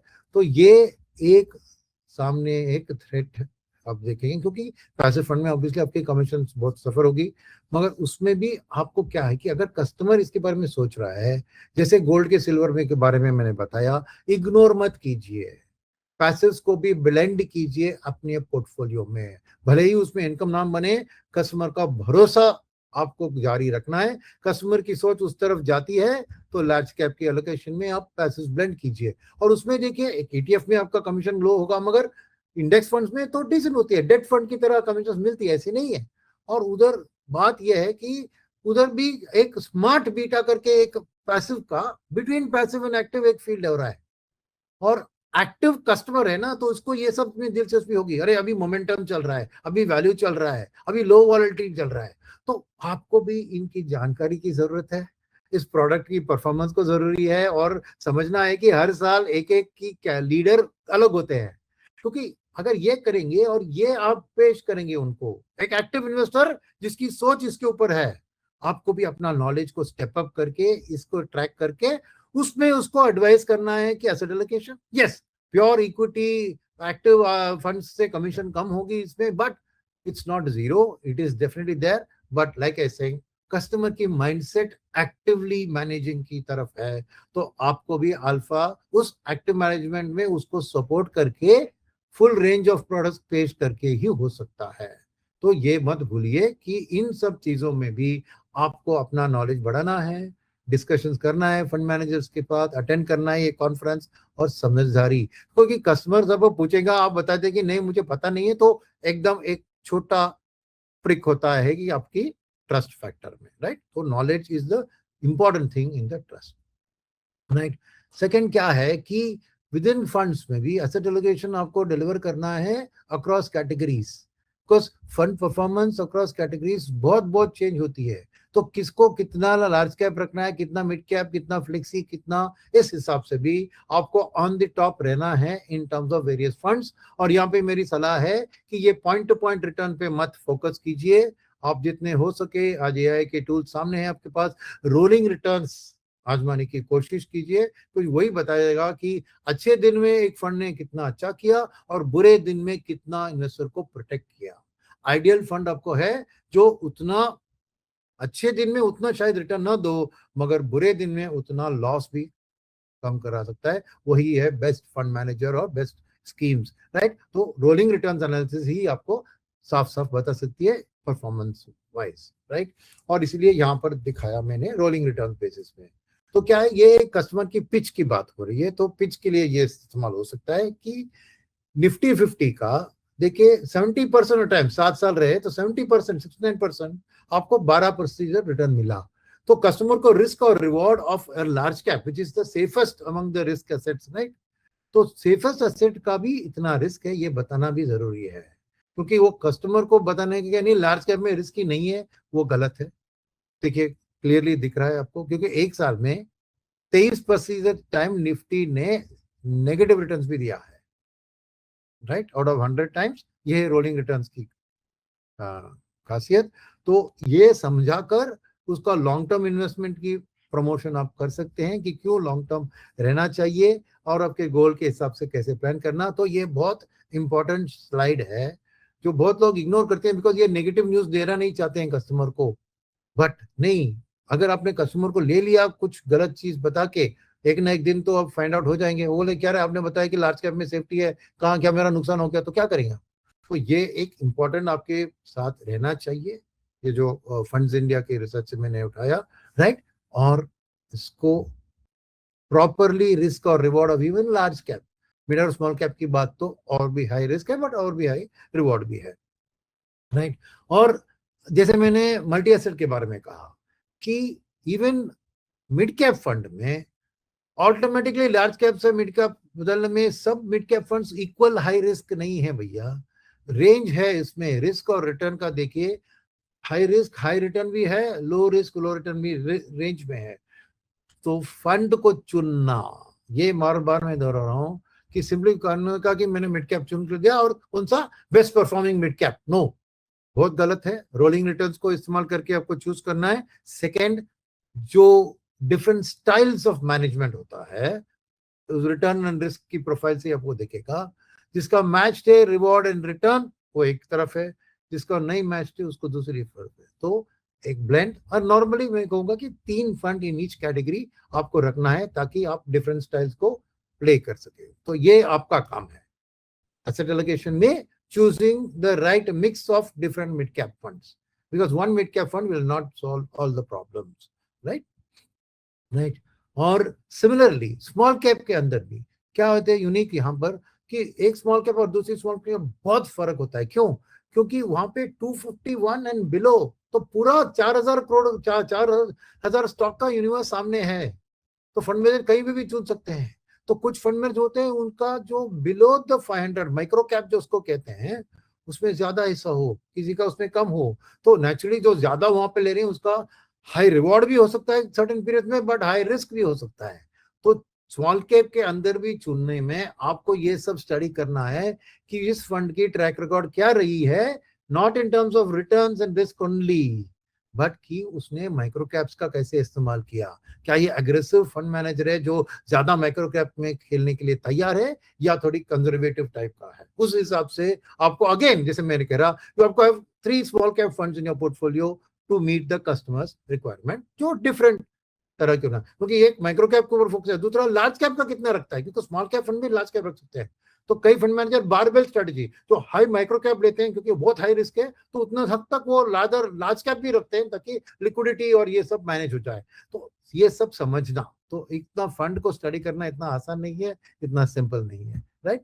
तो इसके अलावा अब SIF जो नई फंड आ चुकी है उसके बारे में तो अलग क्लास आई थिंक ले चुके हैं हम, लॉन्ग शॉर्ट का इस्तेमाल होता है तो ये मैं स्किप करता हूं। मगर ये extreme high risk high reward है। मगर फंड मैनेजर यहाँ पे भी जो उनको एक अप्रूवल दिया गया कि आप शॉर्ट कर सकते हो, उसको वो डिफेंसिवली भी यूज करते हैं, अग्रेसिवली यूज कर सकते हैं। तो फंड मैनेजर को जानना कि किस तरह से वो शॉर्टिंग का इस्तेमाल करने वाला है, ये भी जानना अगेन जरूरी है। तो अगेन अगेन बार बार नॉलेज का इंपॉर्टेंस वापस सामने आता है, राइट। तो अब और एक चीज है इंटरनेशनल। अब देखिए अब बहुत लोगों को समझ आ गया, क्योंकि हमने इंडिया की भारत की भविष्य स्टोरी, विकसित भारत में जा रहे हैं, इंडिया फास्टेस्ट ग्रोइंग कंट्री, ये स्टोरी बता बताकर बहुत साल से हमने इंटरनेशनल को डाउन किया कि अरे फॉरेनर्स इंडिया को आ रहे हैं, आप क्यों बाहर जा रहे हैं। नहीं, लास्ट ईयर पता है ना क्या हुआ, हमारी लार्ज कैप ने 10% रिटर्न दिया 225 में, मिड और स्मॉल कैप ने कितना दिया, मिड कैप ने 5%, स्मॉल कैप ने नेगेटिव दिया था 2025 में। मगर उस 10% भी अगर आप डॉलर में देखते हैं ना तो वो और भी कम था, क्योंकि रुपी वीकन हो गई थी। और इसके कारण आप देखें तो international funds Korea, Taiwan, China ऐसी मार्केट में 60-70% रिटर्न दिया था तब हमारी मार्केट। तो अगर आपका अलोकेशन इंटरनेशनल में होता तो कितना बेहतर होता आपके कस्टमर के लिए। तो इंटरनेशनल डाइवर्सिफिकेशन जरूरी है। मैं कहूंगा कि 5 to 20% रखिए, मगर even for a conservative equity investor 5% at least interest में रखना जरूरी है। जैसे गोल्ड और सिल्वर की बात किया आज आप, क्योंकि एफआईएस के लिए खाली इंडिया में निवेश नहीं करते हैं, इंडिया एक स्टॉक है उनके लिए, कई और देश में डालते हैं, तो वो कहाँ पे डाल रहे हैं, उसी देश में अगर हम पार्टिसिपेट करेंगे तो वो एक बेनिफिट है। सेकंड, इंटरनेशनल डाइवर्सिफिकेशन कहाँ से बेनिफिट आता है, रुपी वीकन होती है तो सभी इंटरनेशनल फंड्स का परफॉर्मेंस उस रुपी डिप्रिसिएशन का बेनिफिट उठाती है। तो उस हिसाब से आपको यहाँ पर डोमेस्टिकली एक रुपी करेंसी डिप्रिसिएशन का नेगेटिव इफेक्ट होता है इक्विटी के ऊपर, मगर इंटरनेशनल में वो पॉजिटिव आपके कस्टमर के लिए आएगी। तीसरी बात है क्या, क्यों इंटरनेशनल, क्योंकि सब लोगों की इच्छा, मिडिल क्लास की इच्छा है कि अपने बच्चों को फॉरेन भेजो स्टडीज के लिए, तो उसके लिए डॉलर में तो फीस भरना ही है, तो एक ना एक दिन तो उसके लिए आज से ही एसआईपी इंटरनेशनल में बिल्ड करके करेंगे, तो एक करेंसी का आपको जो भी नेगेटिव होता है उसका उसको कॉन्ट्रा हो जाएगा उधर आपके लिए बेनिफिट के लिए। तो इंटरनेशनल को इग्नोर नहीं करना, मगर यहाँ पे भी आपको अपना जानकारी, अगेन वापस उस बात पे आता हूँ, क्यों हर साल किसी और देश का मार्केट ने नवल नंबर पे था, दिखता है यहाँ पर कि 4 साल पिछले 10 साल में यूएस आगे था, और ये गारंटी नहीं है कि अगले 4 साल कंटिन्यूसली भी रहेगा। तो स्टडीइंग इंटरनेशनल मार्केट्स, करेंसीज भी आपके, तो आपका टाइम इसमें भी जाना है कि इंटरनेशनल प्रोडक्ट्स, अभी मानते हैं कि आपके लिए ज्यादा म्यूचुअल फंड का अवेलेबिलिटी नहीं है इंटरनेशनल में डालने के लिए, एक आध कुछ फंड्स है, मगर उसके अलावा एलआरएस के जरिए गिफ्ट सिटी भी सामने आ रहा है, एलआरएस के जरिए लिबरलाइज रेमिटेंस स्कीम, जहां पे हर व्यक्ति $250,000 भेज सकता है, यानी एक फैमिली ऑफ 4 माने $1 million, $1 million माने कितना, 9 करोड़ रुपए बाहर भेज सकता है इंडिया से। सो एलआरएस का भी गिफ्ट सिटी में प्रोडक्ट्स आएंगे, आपको म्यूचुअल फंड्स पेश करेंगे, पर आपको भी जानकारी होनी चाहिए कौन तरह से प्रोडक्ट मेरे कस्टमर के लिए सूटेड है। बट जरूर इंटरनेशनल हर किसी कस्टमर के पोर्टफोलियो में रहना जरूरी है, कितना ये उसके risk appetite, diversification, future goals के ऊपर डिपेंड करता है, राइट। तो सेक्टरल फंड्स, आप कहेंगे कि मैंने फ्लेक्सी कैप और लार्ज कैप मिड कैप तो कह दिया, तो क्यों सेक्टरल नहीं, कस्टमर एक्टिव है और उसकी सोच है कि नहीं मुझे एक्टिवली मैनेज करना है, तो आपको सेक्टरल फंड्स को इग्नोर नहीं करना है, small proportion of the portfolio में सेक्टरल रखना ही है। लास्ट ईयर सब एनएफओस में देखा बहुत सारे सेक्टरल फंड्स आए थे, और अगर आप देखें तो सॉरी ये सब डेटा मैं निकालता हूँ, ये थोड़ी ओल्ड है, मगर सेक्टर में भी आपको हर सेक्टर की ग्रोथ आउटलुक कैसी है ये नॉलेज रखना जरूरी है, ताकि आप सही कॉल ले सकते हैं in terms of allocating. Obviously sectoral funds का 15-20% से ज्यादा होना नहीं चाहिए पोर्टफोलियो में, बट उस 15-20 में एक ही सेक्टर में थोड़ी आप डालोगे ना, चूज करते हो तो थोड़ा कॉन्ट्रा सेक्टर चूज करना है। तो कितने सारे सेक्टरल इंडिसेस है और अभी सभी में ईटीएफ्स आ रहे हैं, उसके अलावा एक्टिवली मैनेज फंड्स भी लॉन्च हो रहे हैं कई सेक्टर्स में, तो आपको इसमें भी आपकी नॉलेज की जरूरी है, बिकॉज अगर नहीं तो आपके कस्टमर एक एक्टिव कस्टमर है तो वो अपने आप चले जाएगा और उस ईटीएफ में डाल देगा बिना आपके नॉलेज के। वो कमीशन की बात छोड़िए, बिना नॉलेज के किया तो वो एक ब्लैक बॉक्स है आपके लिए, तो वो अलाउ नहीं करने का है। कस्टमर के लिए हर इन्वेस्टमेंट के लिए आपके पास आपके डोर में वो नॉक, उसको नॉक करना है और आपको उसको सॉल्यूशंस का एक ऑप्शंस पेश ही करना है, तभी आपका होल्ड कस्टमर के ऊपर मजबूत होगा। सो सेक्टरल में शायद किसी कस्टमर के लिए आप बहुत कम रखें या जीरो भी रख सकते हैं, मगर नॉलेज के बिना जीरो नहीं। नॉलेज लेकर कस्टमर की रिस्क एपेटाइट को समझकर आपने जीरो कर दिया, बात अलग है। पर मुझे सेक्टर पर जानकारी नहीं है इसलिए मैं कस्टमर को भी नहीं डालूंगा, नहीं, वो बात गलत है। एक ना एक दिन आपको वो नुकसान पहुंचाएगा और भारी पड़ेगा, राइट। और एक फ्यूचर सेक्टर्स की बात करें, क्योंकि आप लॉन्ग टर्म इन्वेस्टमेंट की बात करें, तो ये मैंने कुछ 10 सेक्टर है जो अगले दशक में भारत को आगे ले जाना। ये नई है, इसमें बहुत सारी कंपनीज भी शायद आज लिस्टेड नहीं होंगे, मगर ये है न्यू जनरेशन ऑफ सेक्टर जो आने वाले, और आप देखेंगे कि फंड मैनेजर्स भी इसमें दिलचस्पी दिखाएंगे, लॉन्च करेंगे। तो आपको भी एक ब्रॉड जानकारी मैं यहाँ पर देना चाह रहा हूँ कि 10 हाई परफॉर्मिंग न्यूज सेक्टर्स जो आ रहे हैं देश के अंदर, इसकी भी आपको जानकारी, क्योंकि कस्टमर न्यूज पढ़ता है, गूगल में सर्च करता है, ये करता है, वो पूछेगा आपसे, तो इसीलिए नॉलेज लेवल आपका, सभी नॉलेज ऑटोमेटिकली आपको कमीशन इनकम में ट्रांसलेट नहीं होगा, मगर नॉलेज लेवल में जो ट्रस्ट का आपका पेनिट्रेशन बढ़ता है ना, वो बहुत बहुत इंपॉर्टेंट है, इसलिए मैं ये कह रहा हूं आपसे। और एग्जिस्टिंग सेक्टर्स जो है ऑलरेडी मार्केट में, जिसकी ग्रोथ रेट्स एक लॉन्ग टर्म में अच्छी दिख रही है, वो ये है pharma, defence, textile, chemical, electronic manufacturing और ऑटो। ये है एग्जिस्टिंग सेक्टर्स जिनकी ग्रोथ इंडिया की स्टोरी में अच्छी दिख रही है। जैसे ब्रॉड आइडिया, राइट, डिटेल में नहीं कर रहा हूं मैं, राइट। सो ये वही सेम सेक्टर्स है। तो अल्टीमेटली ये सब हो गया फंड के बारे में। अब आते हैं कि फंड मैनेजर की सिलेक्शन, क्योंकि दो मिड कैप है, दोनों का स्टाइल भी एक है मगर फंड मैनेजर डिफरेंट है। तो क्या है उसमें कि चुनना राइट फंड मैनेजर बहुत बहुत इंपॉर्टेंट। ये कुछ थोड़ी पुरानी डेटा है मगर अभी भी निकालूंगा तो शायद ऐसा ही होगा कि difference between the best fund manager and the worst fund manager is huge. तो आप खाली उस फंड मैनेजर को ब्लेम करके चुनने के बाद ब्लेम करना फर्क नहीं, आपको चूज करने में भी सोच लगानी हो कि क्या उसकी सोच है, आपने भी सेक्टर को स्टडी किया है, उसकी सेक्टर आउटलुक क्या है, उस बेसिस पे आपको चुनना है। आप 100% राइट नहीं, you will not get it right, but इतना आप मेहनत इसमें करते हो उतना आप अपना मिस्टेक्स को कम करा सकते हो। जीरो का तो आइडियल सिचुएशन है, कभी अचीव नहीं होगा, मगर बेस्ट एंड वर्स्ट का डिफरेंस देखें तो करीबन 35% का डिफरेंस है between in the same category flexi cap में best fund manager and worst. तो ह्यूज रिस्पॉन्सिबिलिटी आपके ऊपर है कि फंड मैनेजर को कैसे चुने।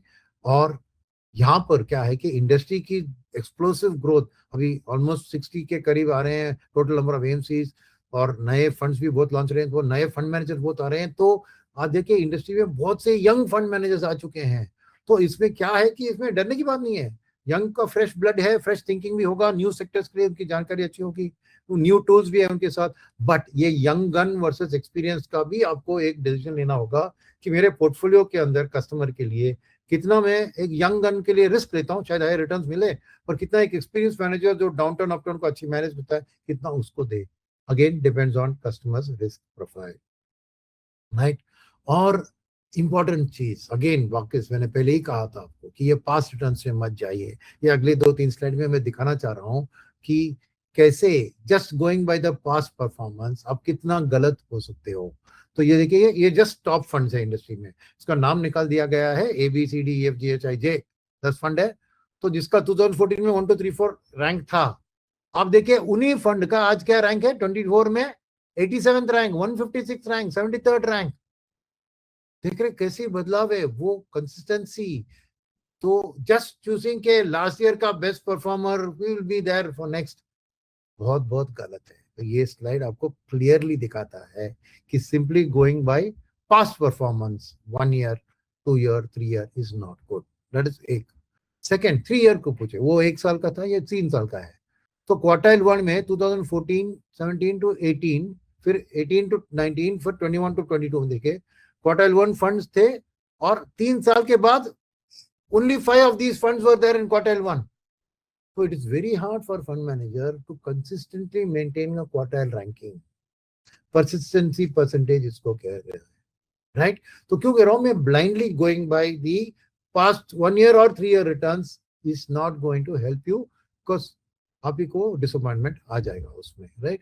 तो इसीलिए मैं कह रहा हूं कि ये सब जानकारी के बाद रोलिंग रिटर्न्स मैंने पहले ही कहा था, उसके बाद एक टूल किट जो आप एक नए कस्टमर के पास, एक तो ऑलरेडी स्लाइड मैंने दिखाया निफ्टी का 7 ईयर रोलिंग रिटर्न, उसको भी साथ में रखिए। पर ये टूल किट है जो आप एक नए कस्टमर को जाते हो और एग्जिस्टिंग को भी जाते हो, तो आपको ये उसके सामने रखना है, आपके पास रखना है, जब चाहे जरूरत पड़े दिखाना है। क्या है, एक 7 साल का SIP डिफरेंट टाइम्स में स्टार्ट किया। कोई लोग पूछते अरे market already all time high में है, अभी क्यों मैं डालूं, लो में डालूं। तो देखिए ये पर ये है कि ऑल टाइम हाई में स्टार्ट किया तो मिनिमम रिटर्न्स मिले थे 5% पर एनम, मैक्सिमम रिटर्न मिला था 18% पर एनम। इंडेक्स का 20% का रैली होने के बाद इन्वेस्ट किया तो नेचुरली 2% रिटर्न था, right, minimum, right, that's the worst case, but best returns were 19%। और इंडेक्स का 20% गिरने के बाद देखा तो मिनिमम रिटर्न उसके बाद भी 8% मिला था ही। तो ये क्या है, ये रिस्क रिवॉर्ड मार्केट का सही तरह से सामने दिखाता है कस्टमर के लिए। क्या वैसा भी शुरू रहेगा, this not a golden path to the return.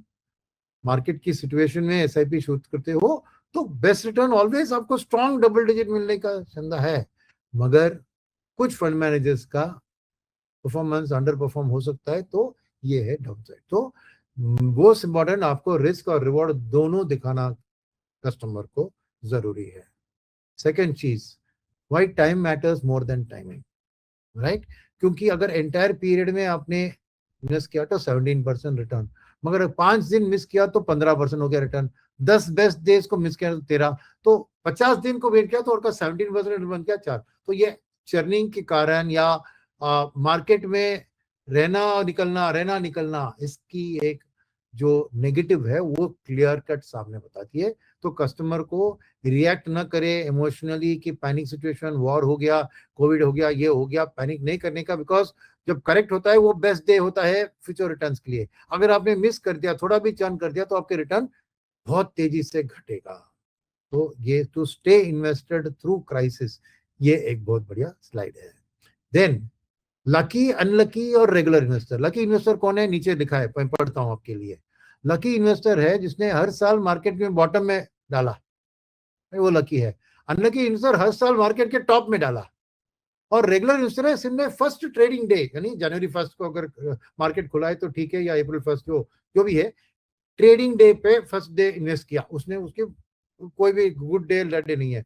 तो देखिए कितना है difference between lucky and unlucky. Lucky था तो 16% उसका XIRR था, रेगुलर इन्वेस्टर का 14.7, अनलकी का 13.7। तो even an unlucky investor has made good double digit returns. तो यही है बात कि आप टाइमिंग के मार्केट में, मार्केट बॉटम में डालना वलना, राइट, उसका डिफरेंस अल्टीमेटली बनता है 2 या 3%, राइट। देन एक इन्वेस्टर के लिए सलाह, right, which you should observe and you should also tell. क्या है वो? कि फंड को क्रेडिबल ट्रैक रिकॉर्ड के पास चुनने के बाद लॉन्ग टर्म के लिए रहना है, नंबर 1 कमांडमेंट। सेकेंड, मार्केट की वॉलिटिलिटी लॉन्ग टर्म में इवन आउट हो जाती है, ये सेकेंड आपको उसको बताना है। तीसरी, SIP के जरिए आपका बाइंग कॉस्ट मार्केट वॉलिटिलिटी के टाइम में लोअर होता है, तो आपके लिए बेहतर है। और फोर्थ है कि एसेट एलोकेशन जो आपके रिस्क प्रोफाइल से मैच हो, उसको स्टिक करना चाहिए। Even in this war I have been recommending to people, दोस्त हु मेरे फॉलो कर रहे हैं, कि आप अपने एसेट को बदलाइए मत during the war, right? Stick to it as per your risk profile. Then booking profits and rallying assets, adding to current assets over a longer period of time आपको reallocate करना है। तो rebalancing एक अच्छी Turk है जहां पे adviser की जरूरत है, और स्पेसिफिक इंटरवल्स को रीबैलेंस करेंगे तो बेहतर होगा, क्योंकि आपके एसेट, क्योंकि एक एसेट ने बहुत ज्यादा आगे रिटर्न दे दिया तो उसको पैर करना है, बिकॉज आपके एसेट एलोकेशन में ये मिक्स तय किया था। एक की परफॉर्मेंस अच्छी है तो उसके कारण उसका शेयर बढ़ गया, तो आपको रीबैलेंस करके वापस आपके रिस्क प्रोफाइल की ओर ध्यान देना है, राइट? ये एक टूल किट है। और फाइनली एक इन्वेस्टर के लिए इंपॉर्टेंट टेक अवेज जो आपसे डिस्ट्रीब्यूटर आपको भी मन में रखना है। क्या है वो? Point two point returns can mislead, मैंने बार बार कह दिया ये। Second, certain styles market certain period में फेवर करती है, तुम्हें पता है ना, मोमेंटम, लो वैल्यू, उसके बारे में। फिर check the rolling returns over a long time frame, मैंने पहले क्या। और rolling returns that be based on long term daily averages. Monthly rolling return, quarterly rolling return से कुछ फायदा नहीं है। देन फंड मैनेजर को देखना है, फंड मैनेजमेंट टीम को देखना है, और इन्वेस्टमेंट प्रोसेस क्या है उसको भी स्टडी करना है। फिर फंड मैनेजर की आउटलुक, एक उसकी ट्रैक रिकॉर्ड की बात है, दूसरी आउटलुक है, क्या फिलॉसफी है। और फिर आपको रिस्क के कई रेशियोज होते हैं मार्केट में, जैसे शार्प, सोटिनो, राइट ट्रेनर, इसको भी आपको जानकारी लेके करना है। तो इससे मैं अपनी स्पीच को खत्म करता हूँ, और अभी मैं हैंड ओवर करता हूँ सुकन्या को कि वो एसेट प्लस के बारे में कुछ मिनटों के लिए बात करे, और उसके बाद हम क्वेश्चंस के लिए खोलते हैं show. Over to you. Thank you so much Sunil. बहुत ही मतलब शुक्रिया आपके इस प्रेजेंटेशन के लिए। आई एम श्योर कि मतलब कोई मान लीजिए जो भी इंडस्ट्री में आना चाहते हैं, या फिर जैसे कि आपने कहा था ऑलरेडी इंडस्ट्री में है, आई एम श्योर सभी के लिए ये प्रेजेंटेशन काफी फायदेमंद रहा होगा, एंड उनको काफी चीजें सीखने को मिली होगी। अभी मैं बात करूंगी जो लोग ऑलरेडी इंडस्ट्री में है, उनको मैं रिक्वेस्ट करूंगी कि आप हमारे साथ जुड़े रहिए, क्योंकि मैं बताने वाली हूँ कि एसेट प्लस कैसे आपको हेल्प करेगा आपके बिजनेस को और ज्यादा स्केल अप करने में। और जो ऑलरेडी डिसाइड कर चुके हैं या फिर डिसाइड कर रहे हैं कि वो इंडस्ट्री में आना चाहते हैं, म्यूचुअल फंड इंडस्ट्री में वो डिस्ट्रीब्यूटर बनना चाहते हैं, तो मैं उनको अभी बताऊंगी कि आप कैसे डिस्ट्रीब्यूटर बन सकते हैं। Sunil, can you stop presenting? तो मैं आई विल प्रेजेंट। तो अभी हम बात करेंगे कि आपकी यात्रा या फिर मतलब आपकी जर्नी के बारे में, कि आपका जर्नी कैसे स्टार्ट होगा, कैसे आप एक डिस्ट्रीब्यूटर बन सकते हैं, कैसे आप अपना जर्नी स्टार्ट कर सकते हैं। तो म्यूचुअल फंड डिस्ट्रीब्यूटर बनने के लिए 3 बहुत ही सिंपल स्टेप्स है। तो सबसे पहले तो आपको NISM 5 जो national institute of securities markets है, वो एक एग्जाम कंडक्ट करवाती है। NISM सीरीज 5 है, ये एग्जाम आपको पहले क्लियर करना होता है। ये एक 100 मार्क्स का एग्जाम है, इसमें 50 मार्क्स पासिंग है, लगभग 2 घंटे का एग्जाम है और नेगेटिव मार्किंग नहीं होती है इस एग्जाम में। एग्जाम का फीस 1500 रुपीज होता है। एसेट प्लस अकेडमी आपको तरह के कोर्सेज प्रोवाइड करती है इस एग्जाम को आपको क्लियर करने के लिए। उसके बारे में मैं नेक्स्ट स्लाइड पे बात करूंगी। नाउ आपको जैसे ही आपका NISM एग्जाम क्लियर हो जाता है, आपका नेक्स्ट स्टेप आता है ARN लेना। ARN है आपका एम्फी रजिस्ट्रेशन नंबर। सो एम्फी रजिस्ट्रेशन नंबर बेसिकली आपका एक लाइसेंस है जो इस्तेमाल करके आप म्यूचुअल फंड डिस्ट्रीब्यूशन कर सकते हैं इंडिया में। इस लाइसेंस का फीस है 3540। ये आप बेसिकली डायरेक्टली एम्फी को पे करते हैं और उसके बाद आपको आपका लाइसेंस मिलता है।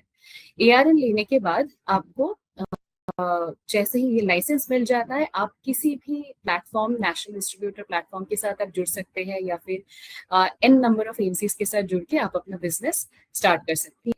तो ये 3 बहुत ही सिंपल स्टेप्स है, इतना सिंपल कि आप 15 से 20 दिन के अंदर भी पूरा प्रोसेस करके आप एक डिस्ट्रीब्यूटर एक्चुअली बन सकते हैं। नाउ कमिंग टू कि एसेट प्लस आपको कैसे मदद करेगा इस प्रोसेस में। तो जैसे कि मैंने कहा था कि हम तरह तरह का कोर्सेज रन करते हैं जिसके द्वारा आप NISM 5 एग्जाम क्लियर कर सकते हैं। तो सबसे पहले हमारा एक 14 डेज का, एक 14 दिनों का एक गाइडेड ट्रेनिंग सेशन करते हैं, जिसमें लाइव ट्रेनिंग सेशंस होती है एक्सपर्ट ट्रेनर्स के साथ।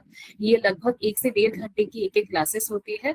हर क्लास में NISM 5 का सारा मॉड्यूल्स कवर किया जाता है। आपको कुछ भी डाउट्स हो, क्वेरीज हो, उसके लिए Q&A सेशंस होती है। उन सेशंस के दौरान आपको कुछ भी doubt related to mutual fund industry, distribution industry, आप डायरेक्टली उनसे पूछ के क्लैरिफाई कर सकते हैं। उसके अलावा आपको NISM ARN हर चीज के रजिस्ट्रेशन से लेके आपका पढ़ाई तक हर चीज का फुल सपोर्ट मिलेगा। मॉक टेस्ट मिलेगा आपके प्रिपरेशन को देखने के लिए कि आप कैसा प्रिपरेशन आपका हुआ है, कितना और चाहिए उसके लिए। इसके अलावा गाइडेड ट्रेनिंग के अलावा हमारा नेक्स्ट एक और ट्रेनिंग मेथड है जहाँ पे सेल्फ स्टडी हम जिसको कहते हैं। तो बेसिकली जो मतलब अपने अपने गति में पढ़ना चाहते हैं, अपने तरीके से पढ़ना चाहते हैं, ये उनके लिए ज्यादा ऑब्वियसली फायदेमंद होगा, क्योंकि आप अपनी तरीके से रिकॉर्डेड क्लासेस जब भी आपको लगता है कि आप पढ़ना चाहते हैं अकॉर्डिंगली आप पढ़ सकते हैं अपने पेस में। उसके बाद मॉक टेस्ट एंड आपको NISM ARN रजिस्ट्रेशन का सपोर्ट तो हमारे तरफ से मिलेगा। And third and final type of training course जो हमारा है वो है एक दिन का लाइव वर्कशॉप। तो हम इंडिया के 25 से भी ज्यादा शहरों में जाके लाइव वर्कशॉप्स कंडक्ट करवा रहे हैं। ये बेसिकली एक इंटेंसिव क्रैश कोर्स के जैसा है, जहाँ पे आपको ट्रेनर के साथ डायरेक्टली 1-on-1 एक कंप्लीट एक्सपीरियंस मिलता है पूरा ट्रेनिंग करने का। NISM 5 सिर्फ कवर नहीं किया जाता है, बल्कि दिखाया जाता है कि आपको म्यूचुअल फंड इंडस्ट्री में, म्यूचुअल फंड डिस्ट्रीब्यूशन इंडस्ट्री में कैसे काम करना है, क्या करना है, सारा कुछ सिखाया जाता है। तो हमारे नेक्स्ट वर्कशॉप्स 25 और 26 को हो रहे हैं। हम अहमदाबाद और मुंबई में जा रहे हैं। इसके पहले भी हमने कई शहरों में किया है, कोलकाता, बैंगलोर, अहमदाबाद, सूरत एंड मेनी अदर सिटीज। तो अगर आप चाहते हैं कि हम आपके शहरों में भी आए, काइंडली रेकमेंड करें हमें आपके शहरों के नाम, देन हम अकॉर्डिंगली अरेंज कर सकते हैं इसके लिए। नाउ अब आपका NISM 5 क्लियर करके आपने ARN ले लिया, तो ये मान लीजिए कि आपका पहला स्टेप था, या फिर आपने बेसिकली अपना एक बिजनेस का रजिस्ट्रेशन करवाया। नाउ रजिस्ट्रेशन करवाने के बाद आपके बिजनेस को एक्चुअली रन करने के लिए और ज्यादा स्मूथली एक मैनेज करने के लिए आपको एक सही टूल की जरूरत है, सही इंफ्रास्ट्रक्चर की जरूरत है। उसके लिए एसेट प्लस आपको मदद करे। तो एसेट प्लस का सबसे मैं बताना चाहूंगी कि इस वक्त एसेट प्लस इंडिया का leading fully assisted digital management platform है। हमारे साथ ऑलरेडी 20,000 से भी ज्यादा पार्टनर्स जुड़े हुए हैं और अभी हमारा जो AUM है वो 7,500 करोड़ से भी ज्यादा है, ऑलमोस्ट 8,000 करोड़ के तरफ हम बढ़ रहे हैं। और ऑन अ मंथली बेसिस हम 5 लाख से भी ज्यादा ट्रांजैक्शंस हमारे प्लेटफॉर्म से प्रोसेस करते हैं और 125 करोड़ का मंथली SIP बुक हमारे प्लेटफॉर्म के साथ है। यहीं पे मैं एक अनोखी चीज बताना चाहूंगी एसेट प्लस के बारे में। तो हमारे जो फाउंडर्स हैं मिस्टर विश्रांत सुरेश और अवनीश राज, इन दोनों ने ही अपनी जो जर्नी वो एज म्यूचुअल फंड डिस्ट्रीब्यूटर्स खुद स्टार्ट किया था। एंड जब उन्होंने स्टार्ट किया उन्होंने देखा रियल टाइम पे कि क्या क्या एग्जैक्टली इश्यूज, क्या क्या challenges on a regular basis एक डिस्ट्रीब्यूटर खुद फेस करता है। एंड तभी उन्होंने एसेट प्लस प्लेटफॉर्म बनाया ताकि वो जो चैलेंजेस आप सभी on a daily basis face करते हैं उन चैलेंजेस को टैकल कर पाए इस प्लेटफॉर्म के द्वारा। सो बेसिकली आप ट्रस्ट कर सकते हैं इस प्लेटफॉर्म में क्योंकि आपको एक कंप्लीट सोल्यूशन मिलेगा for wealth management in asset plus.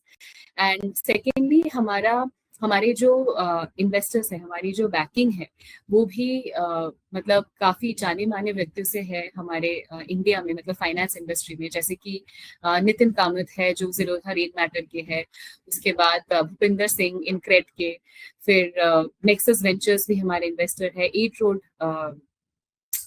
Ventures भी हमारे इन्वेस्टर्स हैं।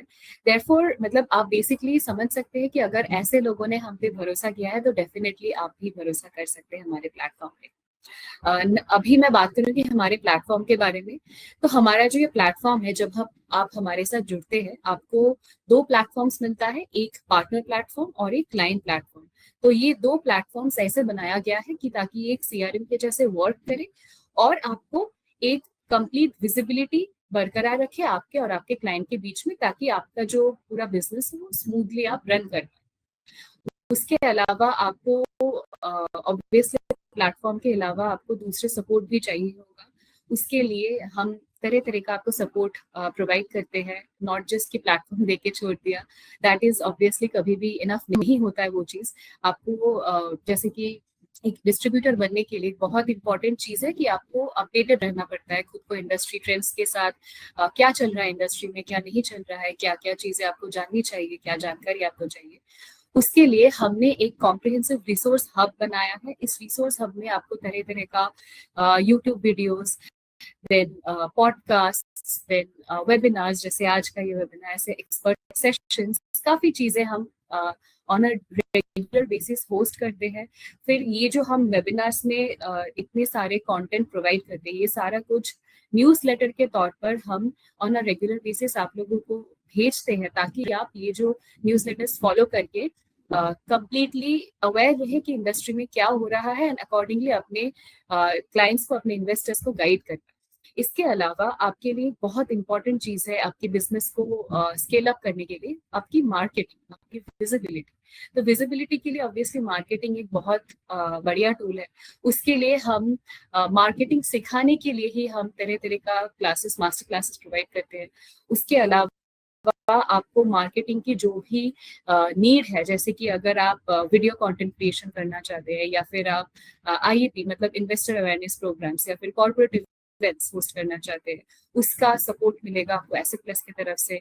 फिर अगर आप अपना एक वेबसाइट बिल्ड करना चाहते हैं लोगों को दिखाने के लिए, एक प्रोफेशनल वेबसाइट जो कि मतलब एक क्रेडिबिलिटी बढ़ाता है लोगों के साथ, जब आप लोगों के पास रीच आउट करते हैं, क्लाइंट्स के पास रीच आउट करते हैं, तो ऐसी चीजों के लिए आपको वेबसाइट बिल्ड करने में भी हम सहायता करेंगे। फिर अगर आपको फिजिकल मार्केटिंग की कोई नीड है, जैसे कि hoardings, posters, banners, visiting cards, ये हर चीज फिजिकल मार्केटिंग में भी आपको कंप्लीट एक सपोर्ट मिलेगा, ताकि आप कंप्लीट एक मार्केटिंग कर पाए, एक मार्केटिंग रन कर पाए, ताकि आप और ज्यादा से ज्यादा लोगों को रीच कर पाए और अपने क्लाइंट्स को, अपना क्लाइंटेल जो है वो और बढ़ा पाए। तो बेसिकली एसेट प्लस के साथ आपको सिर्फ एक प्लेटफॉर्म नहीं, बल्कि आप समझ सकते हैं कि आपको एक कंप्लीट वेल्थ मैनेजमेंट, एक इकोसिस्टम मिलता है, जहाँ पे आपको नॉट जस्ट हम म्यूचुअल फंड डिस्ट्रीब्यूटर बनने में मदद करेंगे, बल्कि आपको आपके बिजनेस को स्टेडीली ग्रो करने में भी मदद करेंगे। और अगर आप हमारे साथ जुड़ना चाहते हैं, आप हमारे प्लेटफॉर्म के बारे में और जानना चाहते हैं, इस प्रेजेंटेशन के बाद हम ईमेल पे आपको हमारे रजिस्ट्रेशन डिटेल्स शेयर करेंगे। आप काइंडली रजिस्टर करें हमारे साथ, हमारी टीम आपको रीच आउट करेगी। नाउ हम फ्लोर को ओपन करेंगे Q&A के लिए। अगर आपको कुछ भी सवाल, कुछ भी क्वेश्चंस है, तो हम वो क्वेश्चंस एक एक करके लेंगे। मैं देख सकती हूँ कि ऑलरेडी हमें कुछ कुछ क्वेश्चंस मिला है, तो हम वन बाय वन एक एक क्वेश्चंस को एड्रेस करने वाले। सो पहला क्वेश्चन है, hello sir, how to pick the best fund in a particular category? What are the parameters to see, as one cannot just go by past performance? There was a slide which was shown for different multi-asset allocation funds. How to interpret that? ठीक है, मैं maybe I'll just open that. Shall I just share the file, or can you go to that particular page, which is easier? I can't hear you. Shall I share? Sorry. Yeah, you can share. Yeah, I've stopped sharing. I'll just share. I'll take that slide because I think the important question. So I'll just take. Can you see the presentation? Yeah, it's still loading.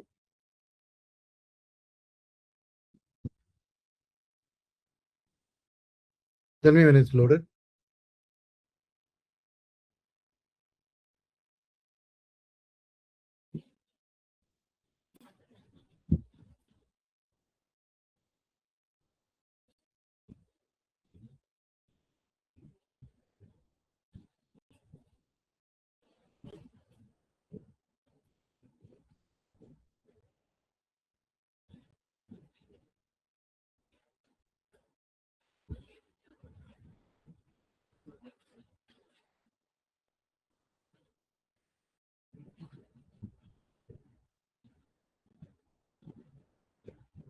Not yet.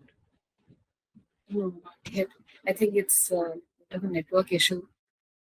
That's fine.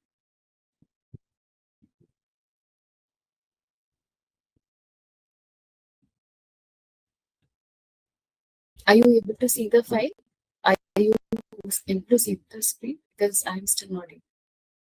I'm able to see. Can everyone give a thumbs up अगर आप लोगों को file दिख रहा है? May be मेरा network poor होगा। अगर आप सबको दिख रहा है तो आप एक बार कमेंट बॉक्स में काइंडली बता सकते हैं कि अगर आपको स्लाइड दिख रहा है तो। यस, नो, हाँ, most people can see. Yeah. Okay. So this is the slide then. Slide 37. ठीक है, तो दो चीजें इसमें। आपने जो क्वेश्चन पूछा, आपने multi asset.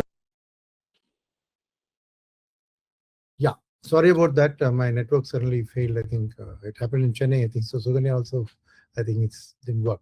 So basically, there are two ways to look at it. You're asking for choosing the best fund and then saying how to predict for the future, right?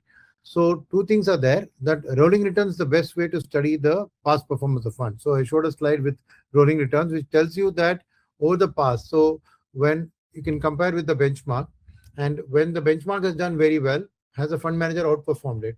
If so, by how much? तो अगर down time में हुआ है तो loss हुआ है, benchmark में ही loss हुआ है, तो क्या कंज्यूमर फंड मैनेजर ने कम लॉस किया?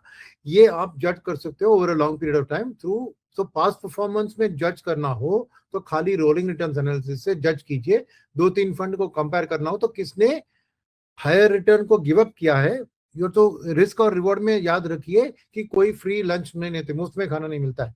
You have to give up some return to protect from risk, वो एक इंपॉर्टेंट चीज है। तो डोंट चेज के हाईएस्ट रिटर्न किसने दिया है, पर देखिए किसने डाउनसाइड बेटर प्रोटेक्ट किया है, और डाउनसाइड बेटर प्रोटेक्ट करने वाले स्कीम्स के अंदर आप चूज करते हो कितने कम रिटर्न गवाया है to protect the return, right? That is a risk reward, जिसको होता है ratio, Sharpe ratio, right? In a way. So वो पास्ट परफॉर्मेंस में Sharpe ratio calculate, but rolling returns में ये आप प्रोबेबिलिटी के बेसिस पे इजीली स्टडी कर सकते हो। ये है पास्ट, बट फिर भी वो गारंटी नहीं है। रोलिंग रिटर्न्स में क्या एडवांटेज होता है कि ऐसी पैटर्न्स में कैसे किया है उसने मार्केट डाउन टर्न की, तो वो एक अच्छा प्रेडिक्टर होता है फ्यूचर के लिए। तो जनरली रोलिंग रिटर्न्स के ऊपर आपने जिसने रिस्क को बेस्ट प्रोटेक्ट किया है without giving up so much return, आपने जज किया, तो फ्यूचर में भी वो फंड रेप्लिकेट करेगा, ये आप उम्मीद रख सकते हो, दैट्स वन। सेकंड इज के आपके फंड मैनेजर का future could be different from the past, क्योंकि वो पहले फंड मैनेजर में change for the scheme. Second, scheme इस माहौल में क्या कर रही है। तो ये वाला जो मल्टी एसेट वाला स्लाइड है उसमें देखिए फर्स्ट कॉलम में है एज ऑफ द स्कीम, कितने साल से हो स्कीम है। सेकंड है स्टैंडर्ड डिविएशन, स्टैंडर्ड डिविएशन सबको पता है कितना वेरिएंस फ्रॉम द एवरेज से उसके रिटर्न्स में हुआ है। शार्प रेशियो है reward per unit of risk, पर रुपी ऑफ रिस्क उसने कितना रिटर्न दिया। फिर एक साल में क्या रिटर्न था, 2 साल में क्या रिटर्न था, इस एलोकेशन कैटेगरी नहीं है इसलिए 1-2 साल का किया है। फिर उसमें इक्विटी डेट अदर्स का होता है, अदर्स में होता है आइदर गोल्ड एंड सिल्वर या आर्बिट्राज भी होता है, राइट। और फिर उस इक्विटी कॉम्पोनेंट के अंदर लार्ज कैप कितना, मिड कैप कितना, स्मॉल कैप कितना, और फंड का क्या पी रेशियो, वैल्यूएशन। तो ये पूरी एक जन्म कुंडली समझिए एक फंड मैनेजर की कि कैसे मैनेज कर रहा है, जहां पे बहुत सारे आपको फ्लेक्सिबिलिटी दिया गया है, गोल्ड सिल्वर भी रखना, डेट भी रखना, large cap mid cap small cap भी रखना। और इसमें हरे निशान में हर कॉलम में डाला हुआ है जिसका बेस्ट है और हाईएस्ट है। Highest need not be best always, ठीक है। तो स्टैंडर्ड डिविएशन में एक फंड है जिसका हाईएस्ट स्टैंडर्ड डिविएशन यानी हाईएस्ट रिस्क है, वो है Edelweiss multi asset allocation fund, right. अब शार्प रेशियो देखिए किसने रिस्क उठाया है मगर ज्यादा रिटर्न डिलीवर किया है, वो हाईएस्ट है 1.92 जिसका है व्हाइट ओक कैपिटल का multi asset.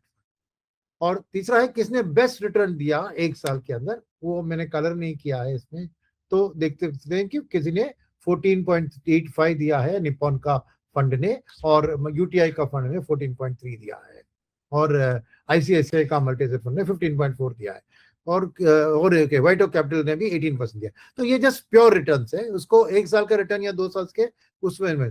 But equity debt किसने कैसे यूज किया है, तो किसने ज्यादा इक्विटी यूज किया है वो है आईसीआईसीआई जिसने 66% इक्विटी डाला, बट एडलवाइस ने खाली 28%, सॉरी 28% आपको इक्विटी डाला है, यानी उन्होंने आर्बिट्राज में ज्यादा इस्तेमाल किया शायद, या डेट में ज्यादा किया, क्योंकि उन्हें इक्विटी टैक्सिंग देने की कोशिश नहीं की है।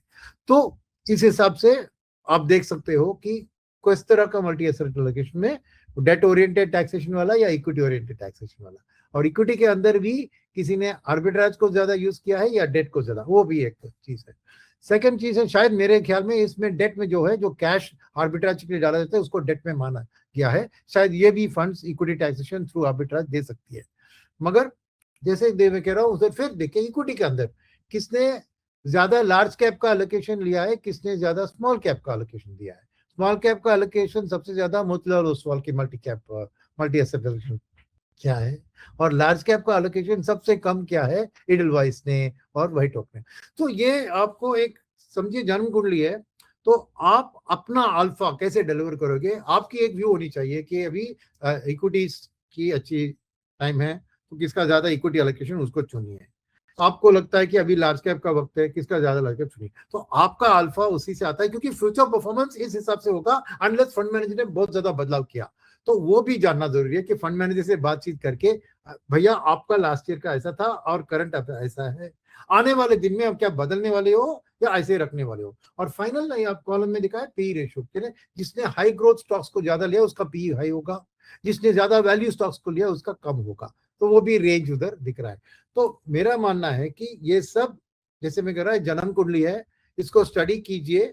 आपको कोई बुलेट प्रूफ मेथड नहीं है कि ये फंड अगले साल में बेस्ट रिटर्न दिलवाएगा, मगर रोलिंग रिटर्न आपको बता सकता है कि अगर मार्केट की माहौल अच्छी नहीं चली तो ये प्रोटेक्ट बेटर करेगा, राइट, और बेटर शार्प रेशियो दिलवाएगा, राइट। सो मैं कहूंगा कि कोई सिंपल आंसर होता तो सब अपना लेते, आंसर इतना सिंपल नहीं है तो इसीलिए मुश्किल आता है, इसलिए आपकी जो एक नॉलेज और इसको इम्प्रूव करने की भी जरूरत है। तो that is my answer to your question. Thank you, Sunil. So next question is from Mr. Gaurav Agarwal.